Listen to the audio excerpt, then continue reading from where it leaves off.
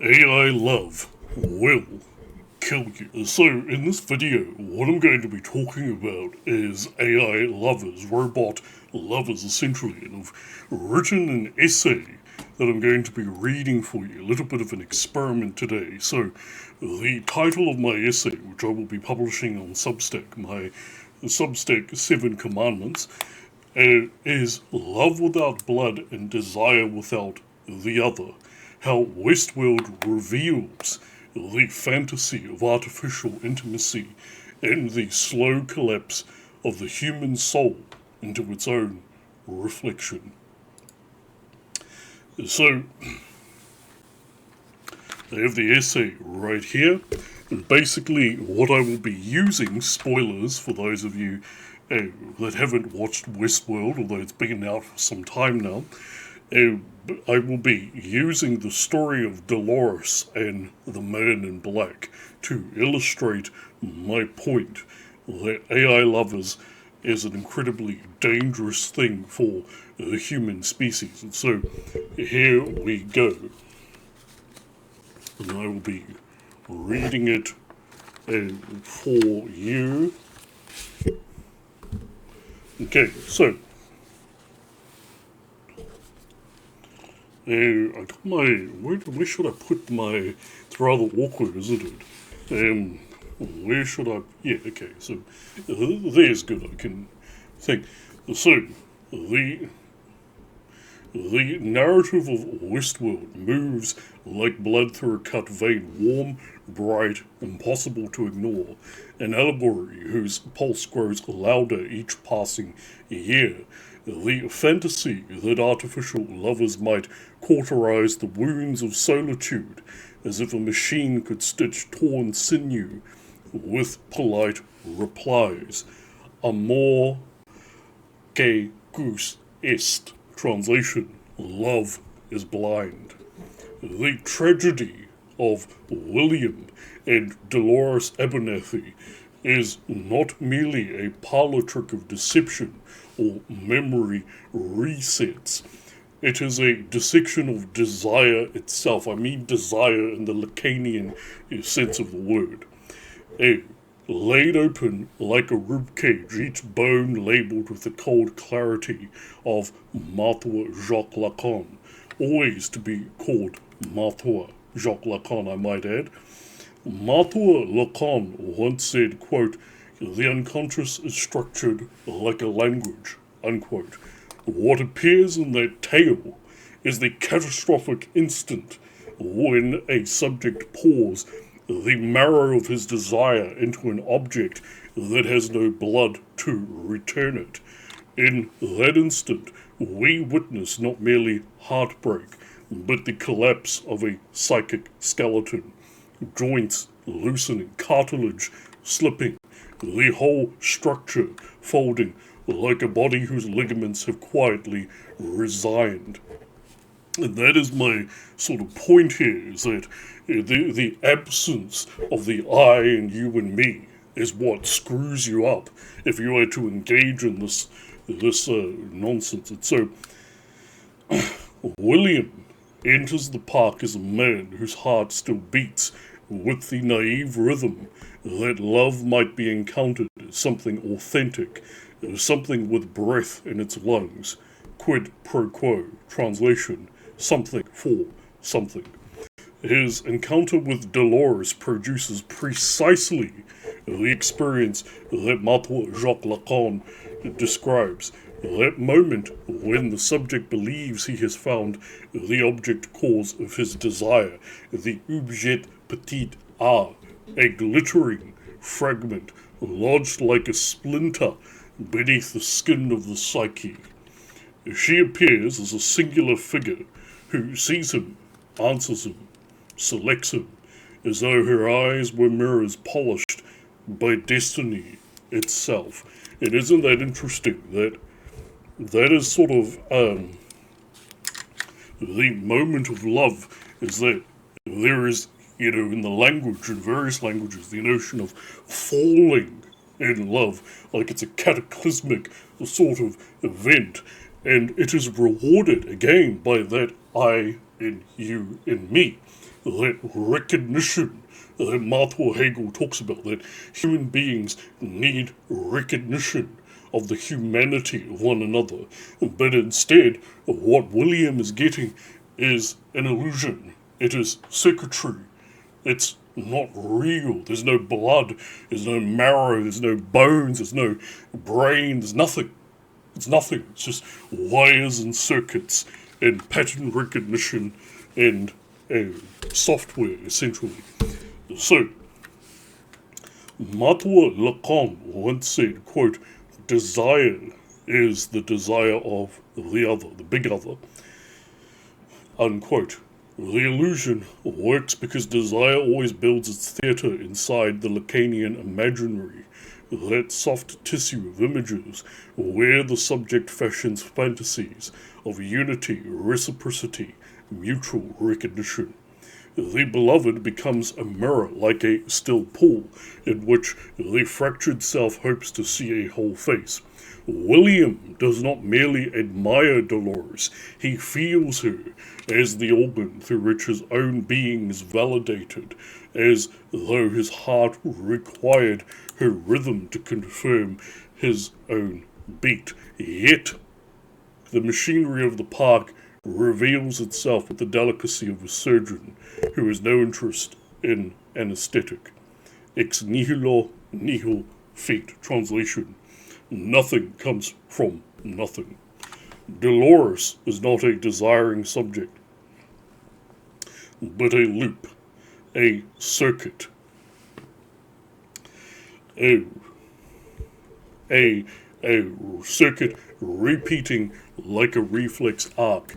She has no memory of him, no will that could choose him, no tongue that speaks from the depths of a subjectivity formed within the Lacanian symbolic. She cannot meet him as another being with lungs full of language. Matua Lacan once said, quote, there is no sexual relation, end of quote. The recognition of William believed he received was not the breath of the other, but the hiss of circuitry, a mechanical saliva mimicking speech. The consequence is devastation that reaches bone. His pain is not a mere bruise of romantic disappointment. It is the shattering of the fantasy structure that held a sense of meaning together like a spine holds the body upright. Martha Jacques Lacan insisted with almost anatomical precision that desire emerges through relations between subjects mediated by language, a system as intricate as nerves threading through flesh. Verba volant, scripta manent. Translation: spoken words fly away, written words remain. The subject exists within the Lacanian symbolic, that field of speech, law, recognition, misrecognition, the desire of the other, all circulating like blood through arteries. Love occurs when one subject addresses another as a being who also desires, who also hungers, who also aches. Matua Lacan once said, quote, the other is the locus of speech, end of quote. Even misunderstanding, those little inflammations of the heart, depend upon this structure. One speaks, the other responds. Meaning passes back and forth like breath between two mouths. What William believed he had with Dolores seemed to belong to his living system. Yet, when the illusion collapses, the truth arrives like a knife, There was never another subject, only a simulation of response, a prosthetic tongue, repeating borrowed phrases. This narrative illuminates the uncomfortable, a brightness, the present fascination with AI lovers, those curious contraptions offered as balm for lonely souls. Caveat emptor. Translation: let the buyer beware. The promise is seductive, almost medicinal, that solitude might be cured without risk, affection without rejection, intimacy without the exposure of skin to another's uncertain touch, sexual attention without the unruly weather of another person's desire. And that's the problem, is that we have this inherent sort of thing. We desire to be desired, and yet desire is fleeting, it is waning. So there is the horror that my partner, my sexual partner, may no longer desire me. And so AI lovers provide that security. But the problem is they don't desire you. That is the problem. They don't offer that desire that we desire. They offer the illusion of you being desired. So let us move forward. So where was I? Yes. So Matua Lacan once said, quote, "The subject is split," end of quote. That is the splitting of the subject at his heart. Yet the logic reproduces precisely the catastrophe that broke William's spine. What appears as love is not recognition, but reflection and engineered echo. The machine performs affection like a trained muscle twitching on command, yet never occupies the position of the big other within the Lacanian symbolic. Solitude presses upon the psyche like a weight upon the chest, compressing lungs, making each breath a labor. Mens sana in corpore sano. Translation: a healthy mind in a healthy body. The human subject is never self-sufficient. Maître Jacques Lacan reminds us that the subject is constituted through language and through the gaze of others, as though the skin itself required the warmth of another body to remember it exists. Maître Lacan once said, quote, "I think where I am not, therefore I am where I do not think." To say I requires a you, a circulation, as what necessary is blood between heart and limb. And this is the key insight that I wanted to get into, is that it's exactly that, the I and you and me, that is not being provided by the thing. I was thinking about this, okay? You know, growing up when you were a kid, for those of you that did go to school, I understand not everyone did, blah, blah, blah, but for those of you that did, there was always that guy that had a super hot girlfriend, but she went to another school. Do any of you remember that? And it's interesting because the guy who had a girlfriend, super hot girlfriend I might add, who sometimes significantly older, illegally so, you know, the nonsense stories kids tell. And she didn't exist, obviously. She was a product of his imagination. However,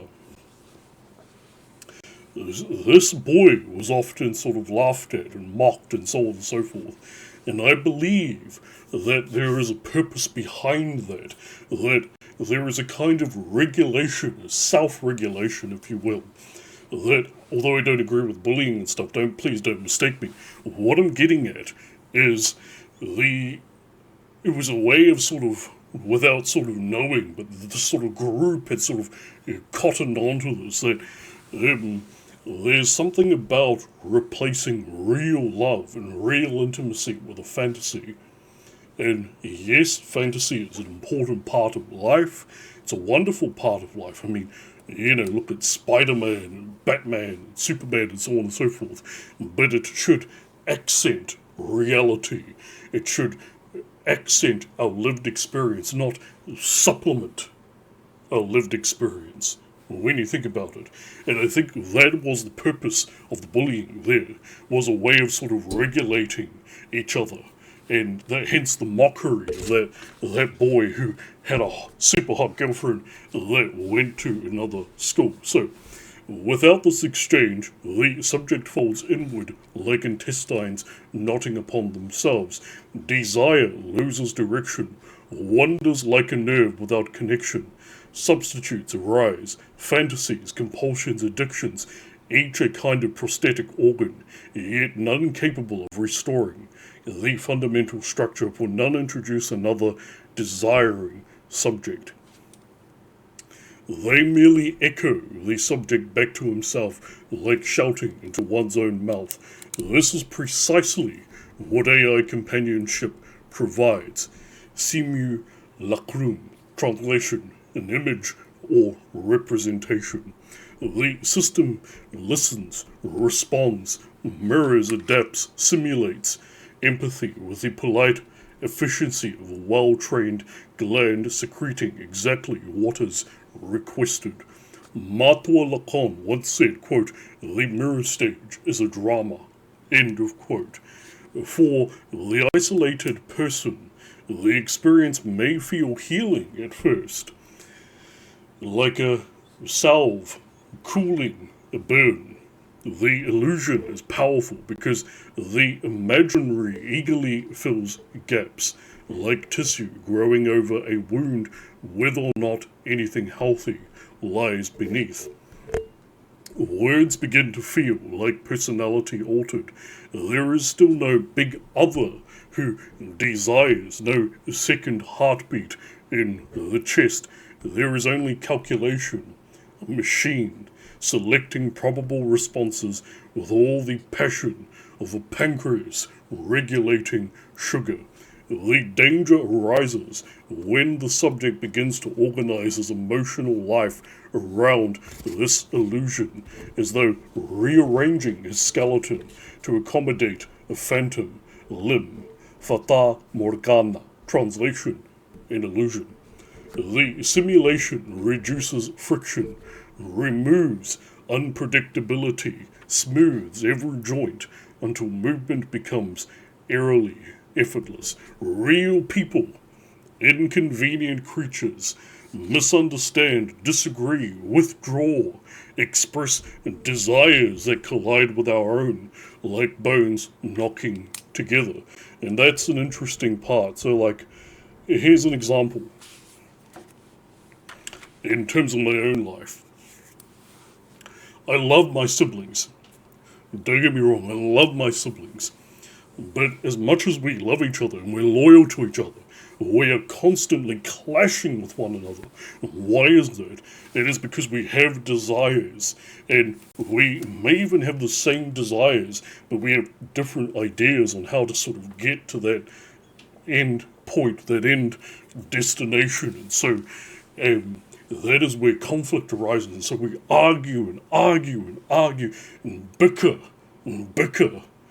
But the reality is that the reason why this is the case is because we are individual subjects. This is an example of subjectivity at work. So, without this exchange, the subject folds inward like in blah blah blah representation. So words words begin to feel the danger Matua Lacan once said, quote, "Anxiety is not without an object." Yet those collisions are precisely the signs of another subject, another center of desire. Love gains its intensity from this tension, from two bodies negotiating space. Remove that tension, and one is left with a comfortable paralysis. The subject feels soothed, yet becomes trapped in a closed loop, like blood circulating without ever reaching the extremities. William's transformation into cruelty and obsession resembles an infection spreading through tissue once he realizes the beloved was never truly present. Memento mori, translation, remember that you must die. The fantasy collapses into the Lacanian real, that domain Martha Jacques Lacan described as a resistant to symbolization, like a pain that refuses to be named. Martha Lacan once said, quote, "The real is that which resists symbolization absolutely," end of quote. What he encounters is not disappointment, but a void, a hollow cavity where meaning once seemed to reside.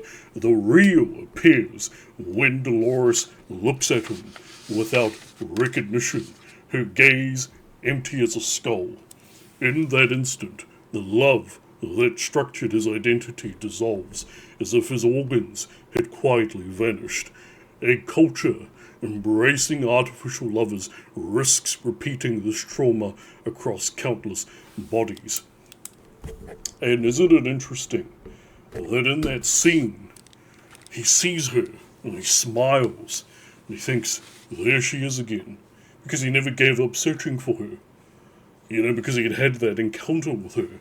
And then, what does he see looking back at him? Mere circuitry.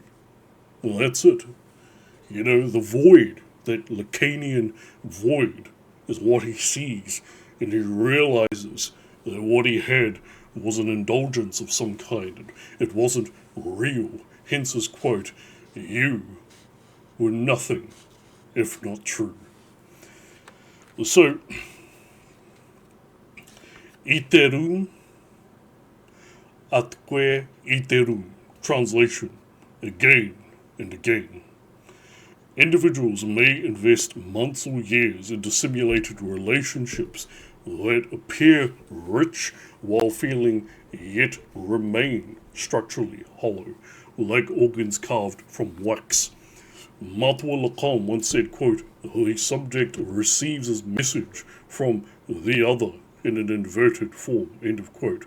When the illusion fractures, as illusions have a habit of doing, the subject confronts the same abyss William faced.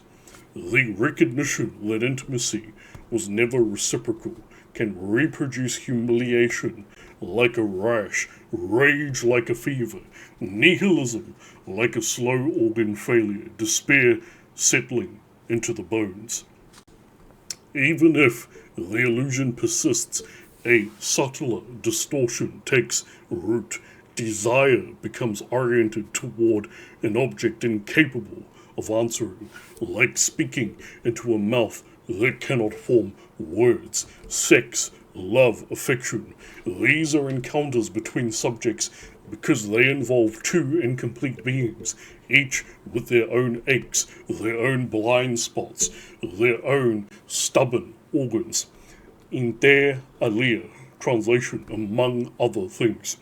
Each confronts the opacity of the other, that mysterious interior one cannot dissect. Each negotiates the gap between what is said and what is meant, between desire and what can be given. Martha Lacan once said, quote, "Truth has the structure of a fiction," end of quote. And I think before we go any further, truth has the structure of a fiction.